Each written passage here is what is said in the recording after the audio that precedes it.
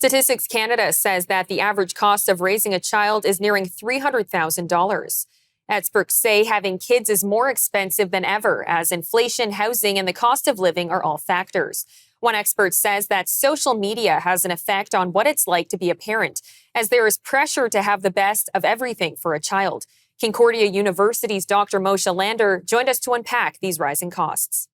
Well, I hate to reduce it to an economics decision, but everything in life is an economics decision. So whether you have a child or not is essentially managing costs and benefits, and it's doing some sort of analysis. Now, we dress it up in fancy ways, right? We talk about love and we talk about wanting to have a family together. But at the end of the day, what you're sitting there looking at is I've got this kid on my couch for the next 18 to 25 years, and these days it could even be into your 30s.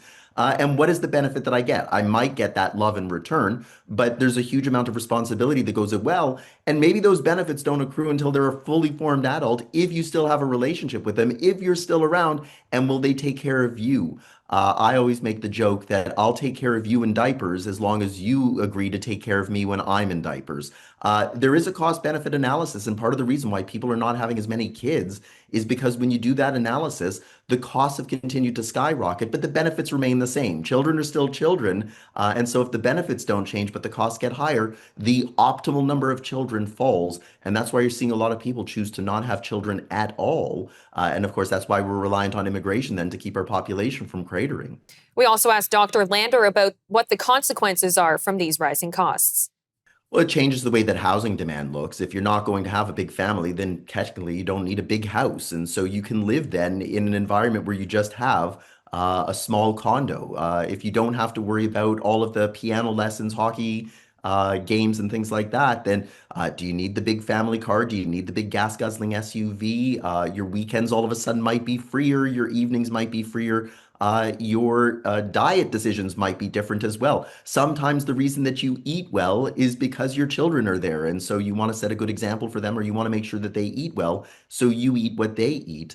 Similar things could happen then for religion. How many people are not religious in their 20s, but when they have kids, all of a sudden decide that they want to have the religion experience that they had growing up. And so they find their way back to the synagogue or to the church. That might not happen then. And so that has consequences then for public gatherings and the way that we interact with each other and our socialization, where it would have been done 50 years ago through our religious organization. Now maybe it's not done that way. How many of your friendships are based on your kids being friends, or vice versa, that because I'm friends with somebody, my kids are friends with their kids? So the entire social fabric changes as well. Beyond that, of course, the issues of how many teachers do we need? Our pension system is a pay-as-you-go system. So current workers are paying for current retirees.